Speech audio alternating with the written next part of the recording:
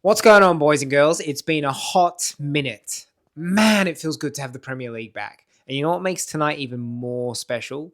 It's a 9:30 p.m. kickoff. So for any Australian fans out there, you'll know what I mean when I say there is nothing better than a 9:30 p.m. kickoff. I think all of the games so far this season for me have been 1:30 or 2 o'clock kickoffs in the morning, and it is brutal.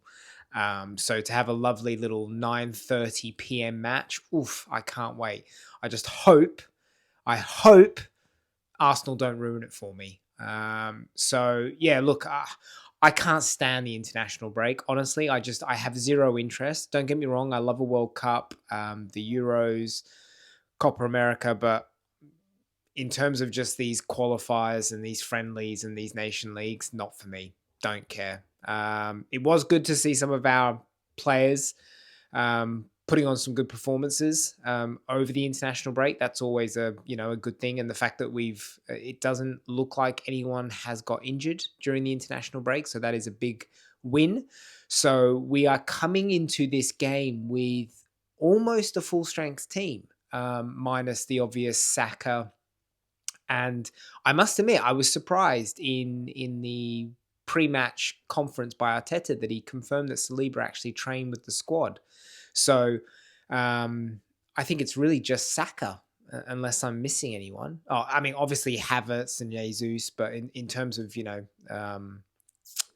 players that have been in and around the season so far, it's just really Saka. So yeah, big game, massive game, coming off the back of an international break, but most importantly, coming off the back of what was a pretty disappointing result against Liverpool.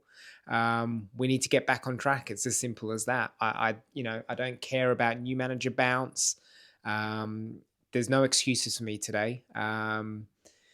We have to get a win and we have to maintain the pressure on Liverpool, because I think they're going to have a very convincing win away to Burnley. And so we need to keep at it. So no excuses for me.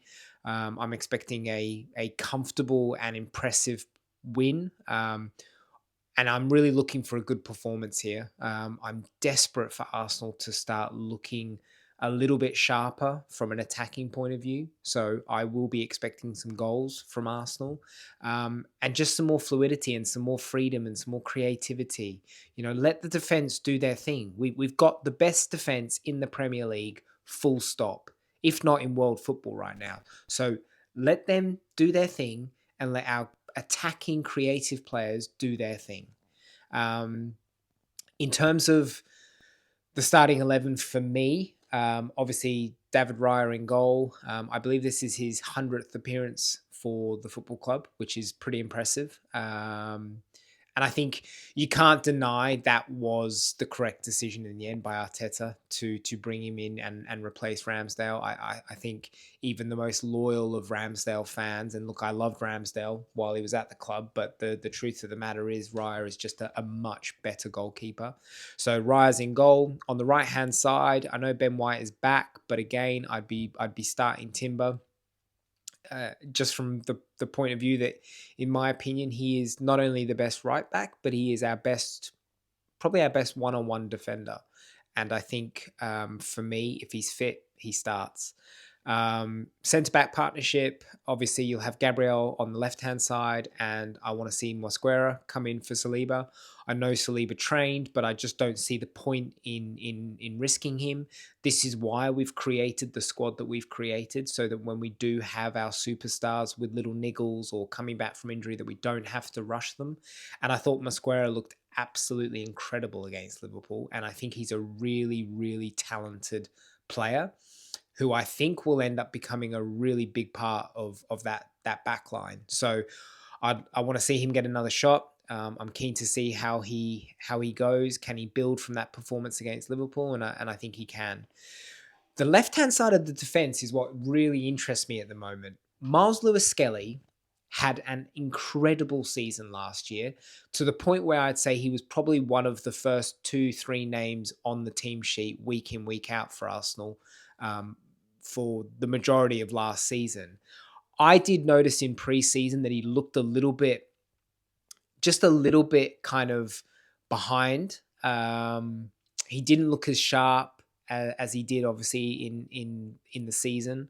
And yeah, I picked up on the fact he just looked a little bit off it. And that's obviously kind of bled into the beginning of the season where Calafiori has been kind of the preferred option at left back. But what's really interesting to me, and look, I know we let Kivior leave, but I'm very interested by the fact that we've brought in this Hincapie, who looks like a quality player, by the way. Really, really strong, tough, loves a bit of niggle, but most importantly, he just looks like a really good footballer.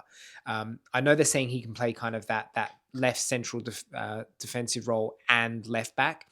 To me, from the highlights I've seen, he looks like a really good left back, someone who can get up and down, overlap. And I'm really excited to see him play because he looks like a really handy player. And so the reason why that makes me start to think what's going on with MLS is because at the moment Calafiori's got the starting position at left back.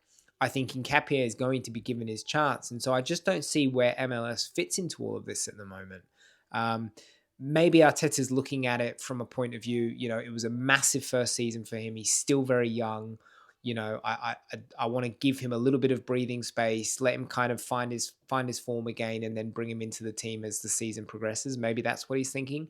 I was thinking maybe he was looking at bringing him back into that kind of central midfield, but we've got Zubamendi, we've got Norgard, we've got Rice. I'm interested to see how MLS fits into this starting 11 as the season progresses. But I think for this game, I think Calafiori will keep his place. And it would be nice to see Hincapie get some minutes at some point in the match. Zubamendi, for me, sits in front of them. I know Norgard's back as well, which is great. But I think Zubamendi keeps his spot. And then in midfield, I mean, Marino obviously had an unbelievable international break. That hat-trick was very impressive. And I think it goes to show that he is a quality football player. I just don't think he's found his home yet within that Arsenal starting 11. But I think for this game, look, Arteta might look to play Marino. He might think to himself, look, he's flying. Let's see if he can kind of continue it. But I think the reality is it'll probably be a Zubamendi, Rice, and Odegaard midfield trio. I'm really keen to see how Odegaard plays in this game. He also had what looked like a really strong international break. And so I think at home, early kickoff, he should really put in a strong performance here. So I'm really keen to see how Odegaard plays. On the right-hand side, I think for me, Madueke keeps his spot. Again, had a really good international break, scored his first England goal against Serbia, and it was a really good goal. Coming in from that right-hand side, getting in behind the defense and a nice little dink finish. So I think he's full of confidence at the moment. So again, I want to let him do his thing, get him on the ball, let him run at those defenders, and let's see what he can do. On the left-hand side, it has to be Eze for me. Obviously, we didn't start him against Liverpool, and it is what it is. But I think he has to start. You have to start Eze in this game. Again, at home, early kickoff, sun shining, home debut. Chuck Eze there and just let him do his thing. And I've been thinking a lot about this whole Martinelli conversation and debate that's been raging now for some time. And Martinelli again had a good international break, put in a good performance for Brazil. And what was really interesting with Martinelli's performance for Brazil was he was doing the type of things that we just don't see him do for Arsenal, which is beating players, beating a man, attacking players, getting past them and putting a shot in or getting a cross in. And we just don't see him do that at Arsenal anymore. And I don't know if that's Arteta. I don't know if that's the way we play. I don't know if it's because Martinelli, for whatever reason, just can't make it click at Arsenal. And so it's hard because I know there's a player there with Martinelli, but the simple truth is he just hasn't been producing the type of performances that warrant him keeping that spot. And I just can't deny Eze in this one. He has to start, in my opinion. And then Gyökeres. I think Gyökeres has had an indifferent start. I don't think he's been match fit yet, but I know that he got 2, give or take, 90 minutes for Sweden in the international break. So I think he should be definitely at true match fitness now. And so at home against Nottingham Forest, I'm really expecting, given that we will have the majority of the ball, I would expect. I would be expecting to see Gyökeres get on the score sheet in this match, and it would be great to see his celebration and allow him just to start to build that confidence. So yeah, as I said, this for me, there's a win, no question. I demand nothing less in this game. It'll be really interesting to see how Forest play. Obviously, with Big Ange coming back in, high line for life. Is he going to try and adopt that straight away, given that he's only had 2-3 training sessions, or will he look to play it a little bit more true Nottingham Forest style and kind of sit back and try and get us on the counter? So that'll be really interesting to see how Forest approach the game. But to be honest, no matter how they approach it, for me, Arsenal have to get on the ball, play football. I want to see creativity. I want to see flair. I want to see skill. I want to see speed in our play. I'm sick and tired of this back forth, back and sideways, slow build up. I want us to look sharp and I want us to look penetrating and I want us to be aggressive going forward. And I really want to see a minimum of 3 goals. And I know that can sound ridiculous because look, Forest are a very good team. They are a very good team. They've got a number of really good players. But we have better players and we are at home. And I feel like we have a point to prove after that performance against Liverpool. So I'm going to go with a 3-1 win. And yeah, I want to see a good game of football.